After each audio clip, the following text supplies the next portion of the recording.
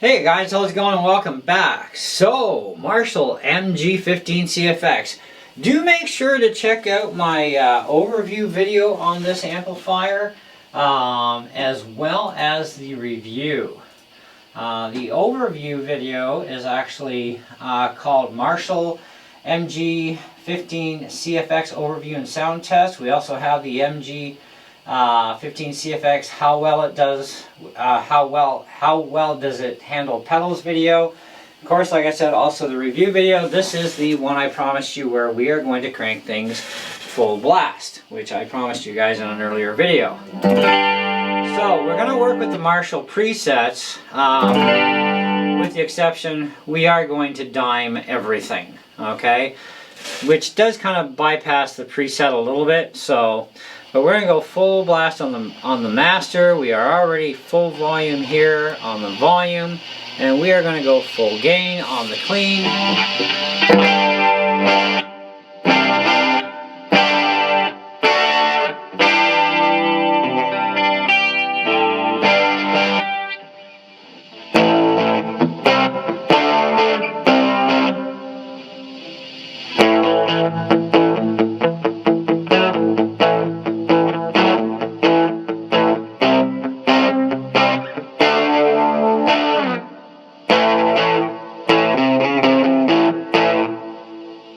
The guitar I'm using is my new Alpine White Epiphone Les Paul Custom. It's a 2022 model, and I love this guitar. It's fantastic, and we're just gonna do the bridge pickup anyways.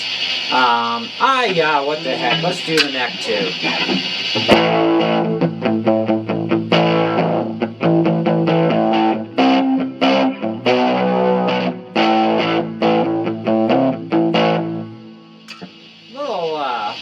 Robbie, back to the bridge.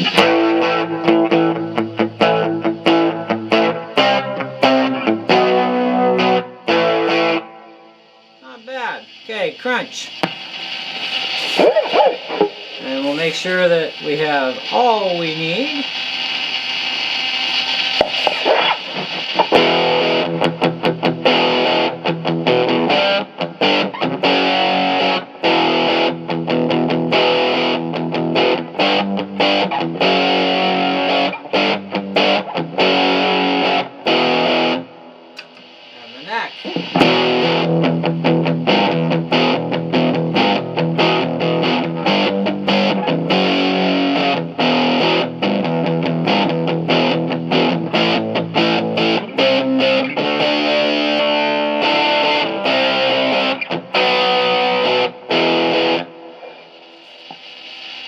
Overdrive 1.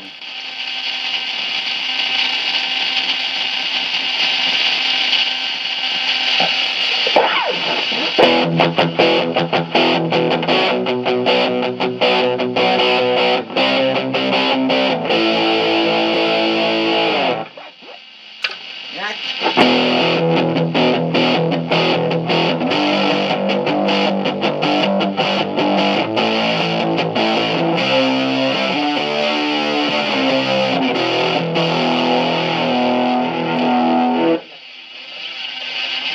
Overdrive 2, and this is going to squeal. Probably.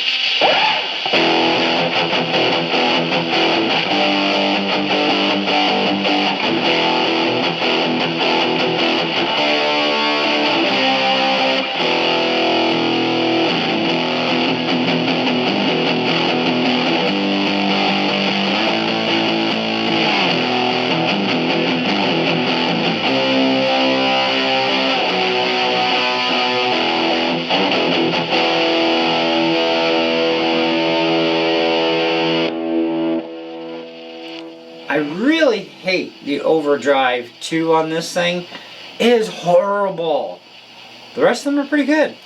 Okay, so we're going to bypass all the presets now, so that whatever position the dials are in, that's what we now get. So I'm going to take the chorus off, and these are just wherever we have them, that's what we get.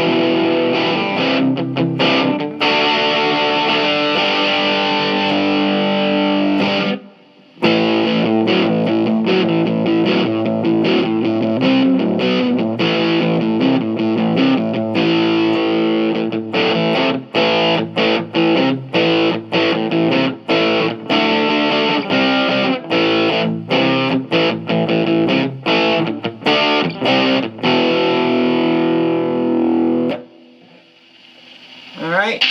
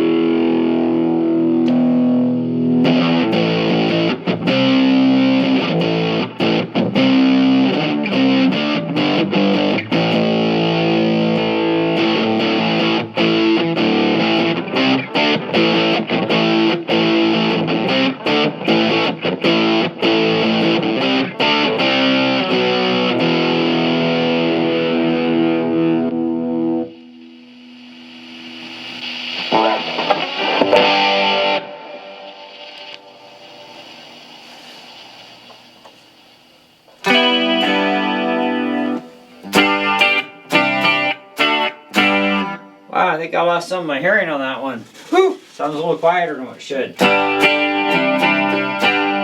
Alright, so as promised, that was dimed. Some of it sounded actually pretty good, and still decent sound out of the amp. Other stuff, well, probably not so great. Whew. Anyways, I wish you guys could hear it as loud as what it is in here, because holy cow. 15 watts is quite a bit. I need more power. But anyways, yeah, overall, I think really good amp. Has a nice breakup on the clean though, especially when everything's dimed. Whether you're on the bypass mode or on a preset and you've dimed everything. You do bypass the preset to a certain point, especially with gains and volumes. But the master control, the master volume has nothing to do with anything from here across. So no matter what you program into the preset, your master volume is totally independent. So I just kind of move it just because, you know, just, you never know, right? But no, it is definitely disconnected from the rest of the circuit when it comes to saving presets or pre-saved presets from Marshall. The master is totally its own thing. So if we have the volume here, that's what it is. So if we just shut off the amp, this will put it right back to the presets as normal. Right? So now if we turn it off and we want the master here, turn it on. Big difference in volume, right? It's because the master is not connected to the rest. So, yeah. That's a Marshall preset. So it doesn't matter where these dials are, that's not your settings. Your settings on the presets that are pre-done by Marshall are exactly what they are no matter what. So until you touch a dial, you are on a preset. Okay, so as soon as I touch this, I'm on there. Right, now if I want to mess with this, you can hear that that thud change.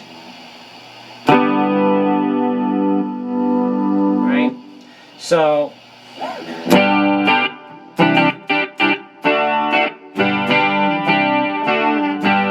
but even for this, it still sounds great up that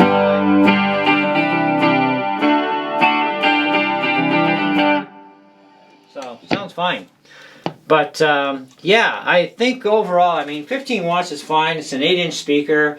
You're only going to get so much out of an 8-inch for clarity of sound before it's going to have its own breakup issues, which, I mean, we already know that's part of the parcel, right? But yeah, I think this is a pretty good test. Now, of course, the microphone on my camera, it's a Shure mic, as many of you know. I have this really, really nice Shure condenser mic on my DSLR camera, so it does pick up exceedingly well.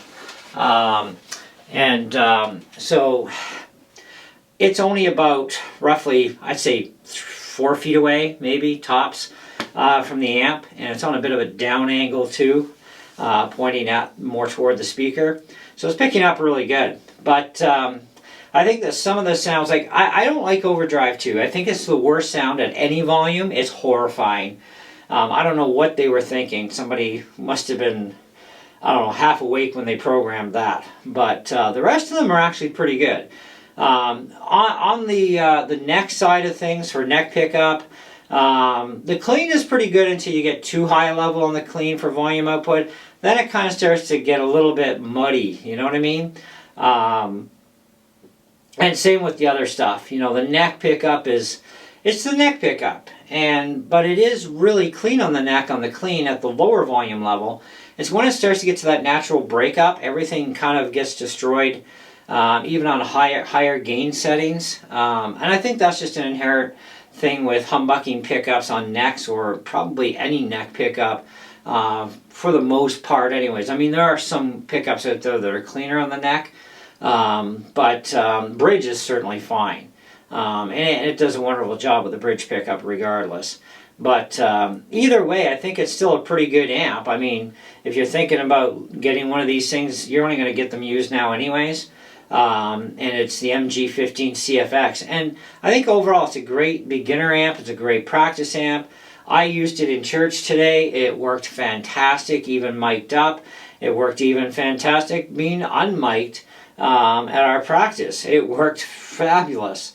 I would have had no problem with this thing, even playing without it being mic'd up, you know. Mainly because I think we didn't have our acoustic drummer today. We just had me on the cajon doing the drumming. You know, and I had the amp mic'd up today, so it gets it out more to the audience and into the mix properly, and so I had the actual speaker facing me, so everything that they heard was mostly stuff that came out of the house, because it is a closed back amp too, which could open things up a little more. I think if I was to buy this amp, which I might, you'll know if I did or not eventually. But if I do buy it, I'm going to open the back up probably take about 4 inches off the top end of the back panel and just open it up, because that'll give it a little bit more volume, you know, to come out, and it will alter the sound of the thing too, you know, which could go for better or for worse. So I think when I do it, I might end up trying to experiment with just making a plate first. That's already pre-modified before I cut into the factory one, because once you cut it, that's it, game over. Yeah, but I think otherwise the way it is, it's a fine amp. But let me know what you guys thought. I mean, you heard all the different tones between bridge and neck, at all the different presets and no presets, and what we went through. So let me know what you guys think in the comments below. I think as far as keeping things under control, at probably not having the master, you know, past 130-ish, and even with everything else cranked up pretty much, I think it's still a fine sounding amp on the majority of it. It's just that overdrive 2, as they call it, that thing is horrible at any sound level. It is just disgusting. Hey, I guess you gotta have your good, bad, and ugly and everything, right? So there you go.